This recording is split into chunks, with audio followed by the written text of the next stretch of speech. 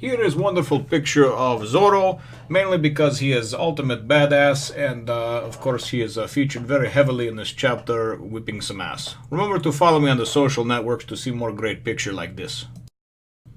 One Piece, Chapter 108, 100 Bounty Hunters.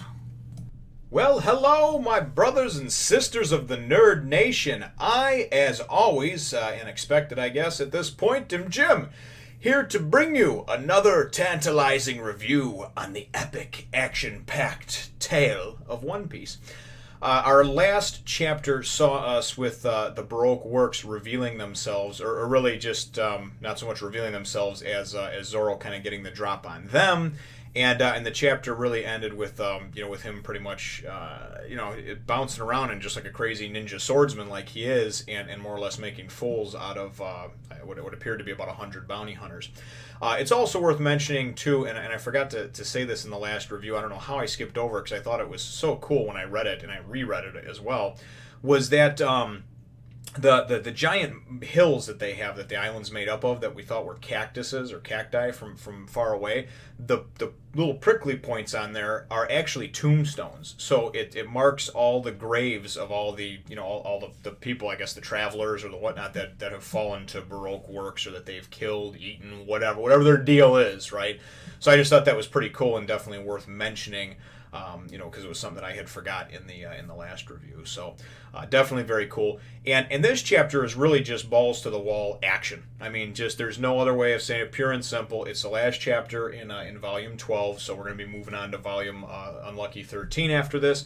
And really, this just kind of picks up with, they're all like, what the hell, where'd he go, And you see Zoro has gone in, and he's kind of like, he's got his back to the wall, by a building or whatever. And he's basically just like, you know what? He's like, this will be a good opportunity to go and test out my new swords, right? So he's just looking at it like this is like a light workout, right? And now they have some regular people, and then they've got some of their heavy hitters, their mini bosses, I guess you would call them. You've got Miss Wednesday, you've got Mr. 9, you've got Mr. 8, Mayor Igarappoi, and you've got the big burly she-male thing, Miss Monday, that we've been introduced to so far. So the whole chapter, like I said, is pretty much just action-packed. It starts out with some of the regular guys. Somebody kind of comes over top and finds him and starts shooting at him, and Zoro does some cool moves where he rolls out of the way and he rolls this way, and then oh no, he's in the house, and he's diving out of the way of bullets and everything like that and dodging them, and then he goes and he does this really cool move or whatever that then he goes and he announces it out, and then just goes and yells and basically just goes and goes right through them and winds up knocking guns out of people's hands, cutting their guns, and like I said, just basically practicing and kind of toying with them, so to speak, and a couple of near misses where he goes and like leans back like Matrix style, Keanu Reeves, in slow motion dodges a bullet. And, whoa, that was a close one, So there's also it's also worth noting as well that there's a point in here where he goes and he slices straight through somebody's mallet, and he mentions that it's like it's a granite mallet or whatever, and he slices right through it with the Kitetsu III or Kitetsu III. And then he goes and he says, well, that's great. He says a sword that can cut through that, effortlessly is great. He said, but he says like a superior, like an excellent sword, only cuts when when its master wants it to. So that's something that is kind of a little more of a tidbit about, I guess, swordsmanship and swords in general in this world. So anyway, so he's kind of running around the town and again, sort of just making a fool of everybody. He winds up going and encountering, he goes and turns, and there's like this kid that was coming up behind him or whatever. It looks like a small child, and he's like, oh, sorry, sir, and this and that. And next thing you know, there's this nun that goes and grabs and puts the kid in front of her and holds this cross out, and the cross goes to spray something at Zoro. Zoro saw it coming though, like went through, and he's just like, he goes as he kind of goes through, and you just see him in the next picture, like behind them, and these few like smaller children or whatever, smaller agents, whatever they are, right? He's just like, oh yeah, he goes, basically try that trick on somebody, with a kinder heart, and then he goes and he's like, forgive me, I used the back of my blade. So basically, he just conked him out, or hit him or whatever, and just pretty much knocked him unconscious with the back of his blade instead of actually cutting them and wounding them. He did them a favor. So then he's going and he's running around, and you've got Miss Monday, the big burly she-male thing, goes and takes this this big barrel of ale over her head, and she's like, oh, you know, and just goes and throws it like the Hulk at him, you know. And everybody's like, get him, you know. And then he goes, he's like, what a waste of good ale. And he's like, and just does and slices it right down the middle, you know. So an ale goes flying everywhere. And like I said, just a lot of really good, you know, good scenes where he's running up this thing, running down this thing. You know, guys are trying to shoot at him. He winds up going and getting blindsided by Miss Monday a couple of pages later. She actually just goes and winds up kind of getting the drop on him and hitting him with a ladder. And then he's just like, oh, you just barely grazed me, or you actually almost grazed me or something. And as a matter of fact, right before then, he went and jumped off this roof and did a bunch of cool slashes. And there was all these, you know, all these other Baroque Works agents, bounty hunters that kind of jumped in after him. And as he goes and kind of hops away from there, he's like, yeah, have fun in that hole that I just dug or just cut, you know, with his swords. They all fall in. And just real comical, almost like cartoon-like, you know, the way that it's drawn and the way it is. So I can't wait to see how these type of scenes play out in the anime, because I'm currently starting that and trying to get caught up. But then we go and we have the whole deal with him and Miss Monday, and we kind of see what her strength is, because she goes and puts on this pair of brass knuckles, and she's like, brass knuckles, and she just goes and boom, just nails him, right? And I mean, just drives his head into the ground, and everybody's like, okay, you know. And then the mayor, you know, or Mr. 8 is basically just like, me, and he does this little thing where I picture him like singing, because he looks like a Beethoven guy with this powdered wig, and I picture me like, me, that was the waste of time, you know. I don't know if that's how he talks or not, but that's kind of what I got from it.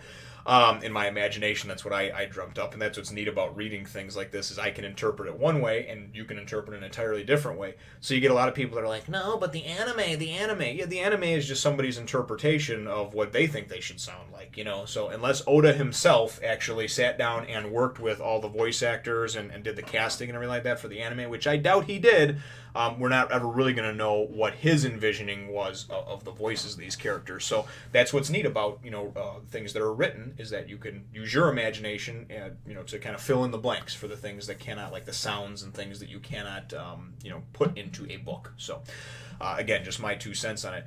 But then we go and we kind of see just the overwhelming strength and resilience of Zoro. I mean, as if we didn't already see it with, you know, when Arlong was holding him up, and he actually scared Arlong because he was just so ripped up, and I mean, just looked like a corpse, but he was still, it looks like, how is he still standing?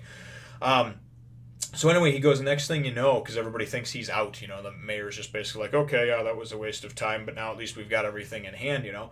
Zoro goes and stands up and just goes and does the claw, man. Just gives her a claw right in her freaking head, you know. And he's holding on to Miss Monday, and he's just like, oh yeah, you want to see what true strength is, you know, who's really stronger. And you got to remember, this big burly woman looked like she's been doing steroids for a while, and that's why I said I suspected that she had something hanging between her legs. But either way, she's a big woman. I mean, she's scary, bodybuilder, you know, looking, you know, woman with a big square chin and everything. And Zoro's, you know, he's a thinner looking, you know, guy, I guess, agile, you know, I guess would be the word, athletic. And but anyway, it just goes and it shows the true inner strength that he has, because he grabs her head, you know, and basically goes and just forces her and winds up winning very quickly in a contest of strength with her, you know, and then pretty much just boom, just lays her ass out or knocks her back, and everybody's like, oh my god, he won in a contest of strength against Miss Monday, you know. So then they go in, and the chapter ends up shortly after that. Mr. 8, Edgar Rapoy over there, he says, well, you know what? He says, this swordsman must be the true bounty. This must be what that bounty was for. They must have got it screwed up, you know. And I didn't think it could be that fun-loving kid, right?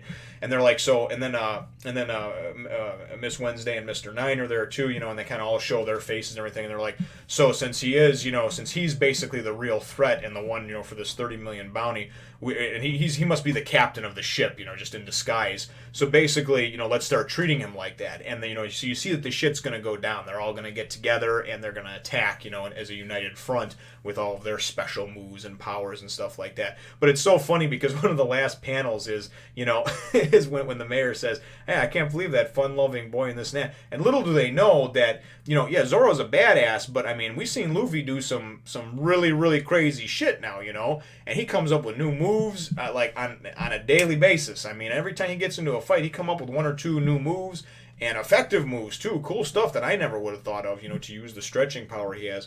So Luffy is not somebody to be screwed with, he may be your best buddy, and and he's sitting there laying down, and his belly's all distended, he's all around, he's just like, any more meat, and it's so funny because, like I said, clearly he's the one that you really have to fear, and God forbid they both come at you at the same time. Zoro and Luffy are going to be in trouble, but Luffy is, like I said, he's pretty badass. You know what I mean? I thought for the first couple of arcs that he was just kind of this goofy kid and everything like that. I didn't take him very seriously. I still don't take his attitude and personality very seriously because it's not meant to be. But his determination, his goal, and his strength and his will is is unmatched, at least so far in my book. But again, that's just my 2 cents. So I guess, the chapter question over here is going to be, it's going to be about Miss Monday. Let's make it about Miss Monday over here. I would like everybody, male or female, to weigh in on that. I mean, if you're a male, obviously it's going to be what your preference is in female. Do you like a female with a slimmer, more athletic build? Do you like somebody that's like scrawny, stick, model thin, like I go and I throw up in the bathroom after I eat like 2 twigs and a grape? Or do you like a woman with a little meat on her bones? Or anybody of the opposite sex, I guess. So, I mean, women can do the same thing. They don't have to weigh in on women. They can weigh in on men. But, or do you like somebody like a Miss Monday that's just really built and stronger than you? And, at least if you go out somewhere, you ever go out to a bar and you get into a bar fight, that you got your back covered, So, so I guess that's my question. What do you prefer in the opposite sex or the same sex? I don't really care. I don't judge here. And leave your comments down below. So we have finished up volume 12, and we'll be chugging along to volume 13 over here. I cannot wait. And so that's about the situation, brothers and sisters. Remember to leave a like if you think that I deserve it, and then of course subscribe if you haven't done so already. And we will look forward to catching you in the next one, nation. Remember, brothers and sisters, to share, subscribe, spread the word of the nation to others, and of course, if you like watching the videos, watching them is always much appreciated. Have a nice day.